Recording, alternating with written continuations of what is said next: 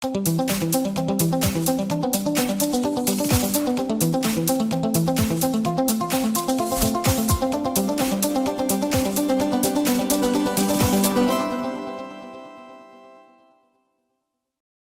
meus artistas queridos, sejam bem-vindos!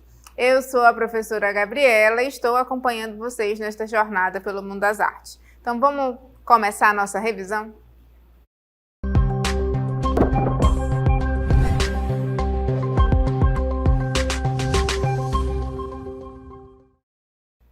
Vamos então começar a revisitar alguns conteúdos que nós vimos durante as nossas aulas, tá bom? Vamos começar conversando sobre a arte grega. A arte da pintura era desenvolvida em cerâmicas, bem como nas paredes das grandes construções. Os vasos nem sempre foram peças de decoração, sendo utilizados no trabalho diário ou para guardar mantimentos, tais como vinho e azeite. Então, a arte grega ela tinha essa característica na pintura. Normalmente a pintura era desenvolvida em cerâmicas, lembrando que elas tinham um caráter funcional, elas serviam para armazenar alguma coisa, né? Ela não era só para ornamentar. Então tinha essa funcionalidade nas cerâmicas. E o que mais que a gente pode falar sobre a arte grega? As pinturas, elas mostravam harmonia e rigor nos detalhes. No que respeita às cores, seguia o seguinte padrão: eram figuras negras sobre um fundo vermelho ou figuras vermelhas e douradas sobre um fundo negro ou fundo branco. As pinturas nos vasos de arte grega retratam quase sempre cenas do cotidiano, da religião ou da mitologia. Então a gente aqui está relembrando um pouco da pintura grega, né, que trazia essa relação com cenas do cotidiano, da mitologia, que eram representadas ali nas cerâmicas. E quanto à arquitetura, vocês lembram? Os grandes templos erguidos pelos gregos tinham o propósito de prestar culto aos seus deuses. Uma das suas características é a utilização das colunas e a simetria entre a entrada e os fundos do templo. E, igualmente, as praças eram muito importantes dentro da polis grega, pois era um local de encontro e de passagem para seus habitantes. Então, nós vimos que um elemento muito importante da arquitetura grega foram as colunas. E a gente tinha 3 ordens. Vamos lembrar quais são? A gente viu a ordem dórica. A coluna dórica é simples e não possui base. As colunas dóricas geralmente tinham estátuas de deuses ou heróis no topo. Aí a gente está vendo uma imagem de uma coluna dórica, né? Que ela não tinha um capitel, a parte de cima tão elaborada. A segunda ordem que nós vimos é a ordem jônica. Dentro da ordem jônica existia uma variante no desenho das colunas, as chamadas cariátides, que eram colunas em forma de mulheres em homenagem aos jovens da região de Cária, na Grécia Asiática, que foram escravizadas como parte de um acordo feito com os persas. Aí a gente tem a imagem de um capitel, de uma coluna da ordem jônica, certo? Olha só, já temos mais elaboração aí, a gente tem umas curvas, né, nessa parte de cima da coluna. E a terceira ordem que nós temos é a ordem coríntia, que é uma evolução da ordem jônica, no sentido de uma maior valorização da ornamentação, tendência marcante entre o final do século V e o início do século IV a.C. Aí a gente está vendo um capitel coríntio e olha quanto detalhe, né? A gente percebe a evolução dentro da ordem dos capitéis e a gente chegou na ordem coríntia, que é muito elaborada, né? E muito bem decorada, digamos assim. E as esculturas? As esculturas gregas são feitas à imagem e semelhança dos homens, tentando chegar o mais próximo possível da perfeição. O antropomorfismo, que são esculturas em formas humanas, retrata as veias, os nervos e músculos humanos nas figuras esculpidas.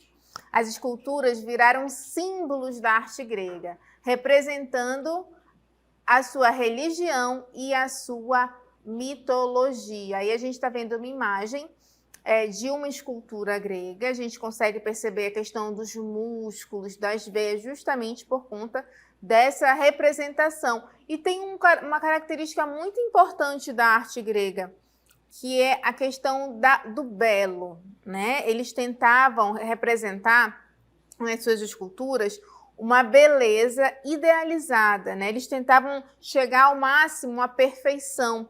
Então, quando a gente fala que a retratação da beleza, a beleza daquela época, daquela cultura, o conceito deles de beleza, porque o conceito deles de beleza era uma beleza idealizada, uma perfeição, né? Então, eles não tentavam representar fielmente, né, uma pessoa como ela era. Não, eles tentavam trazer aquele ideal de beleza perfeito, porque o conceito de beleza daquela época era esse. E a gente continuou conversando e chegamos aonde? Chegamos em Roma. E a gente conversou sobre a arte romana.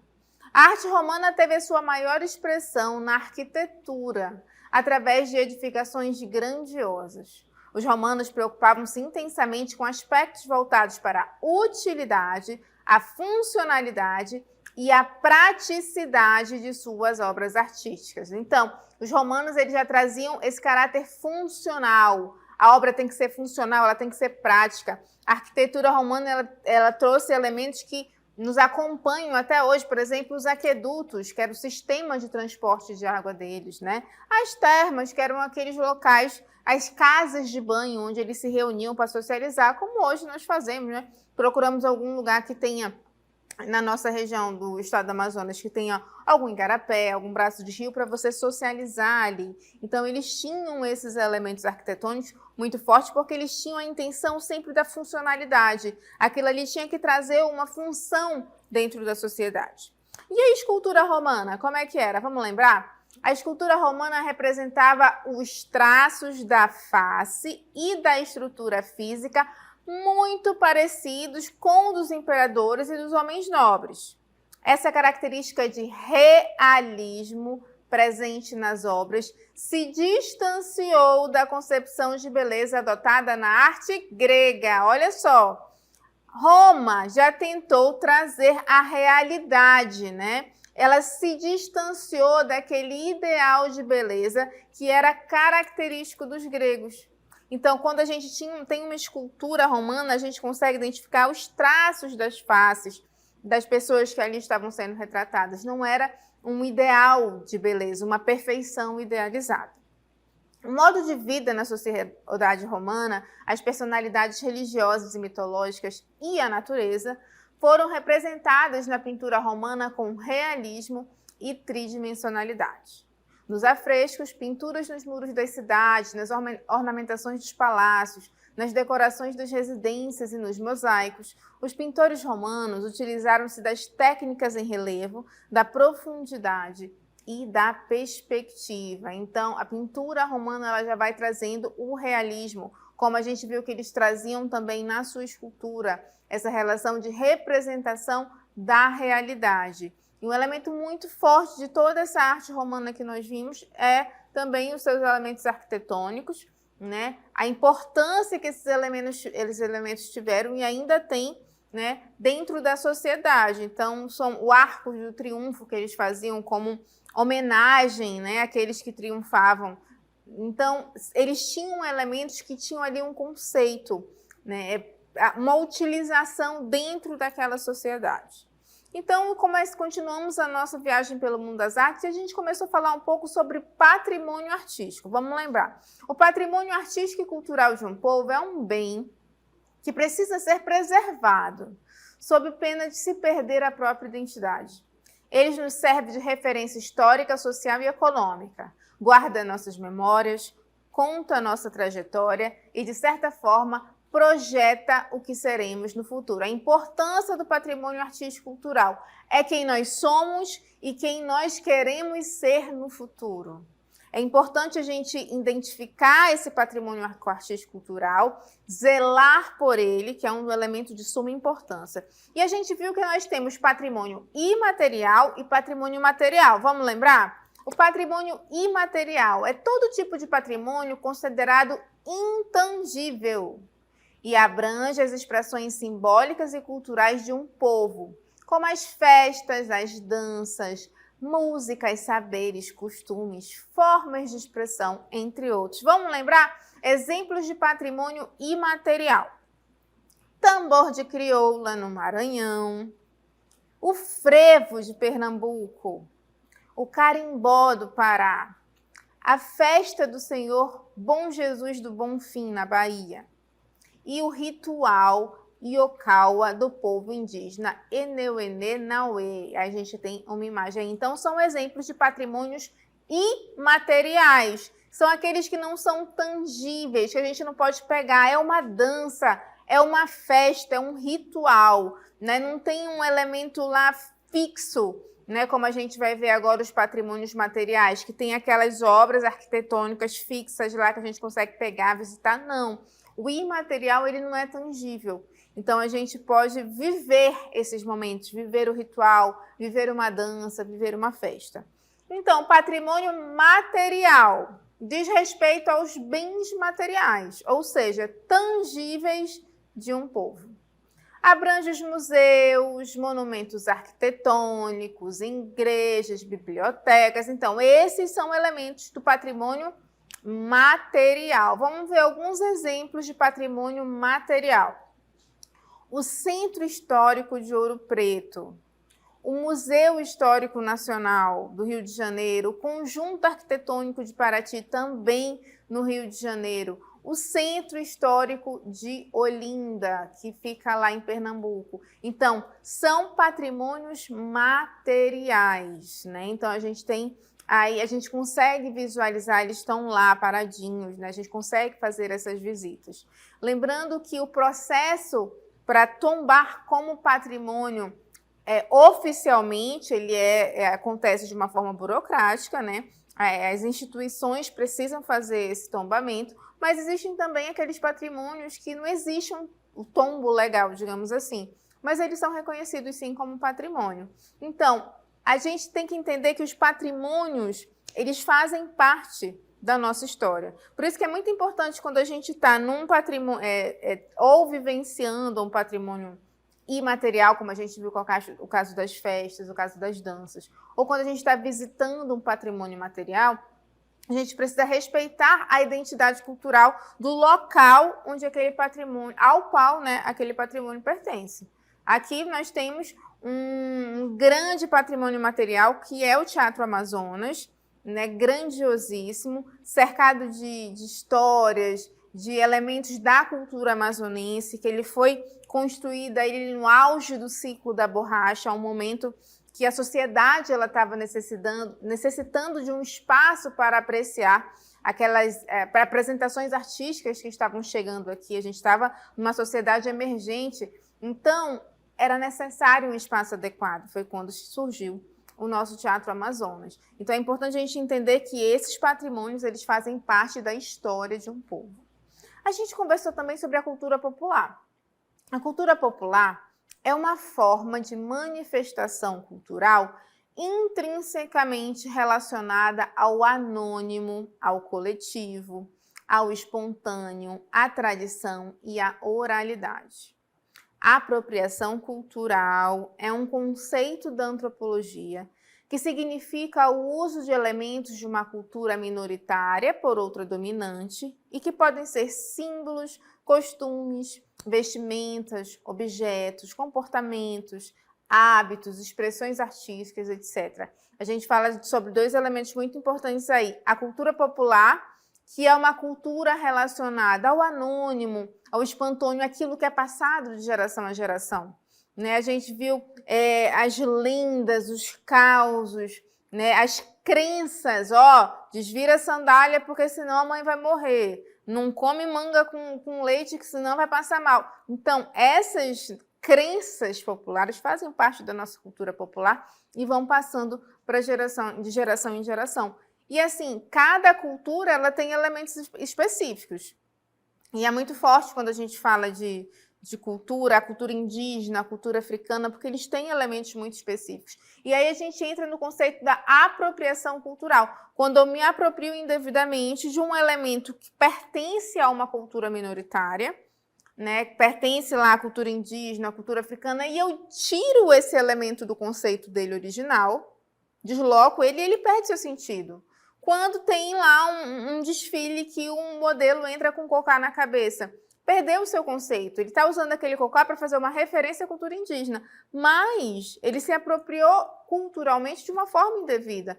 Porque o cocá ele tem um significado dentro da cultura indígena, né? Ele não é um elemento de ornamentação. Existe ali um sentido nas cores das penas que são utilizadas, no formato que o cocá possui. Então, a apropriação cultural é quando a gente retira um elemento da sua cultura original e acaba usando ele indevidamente.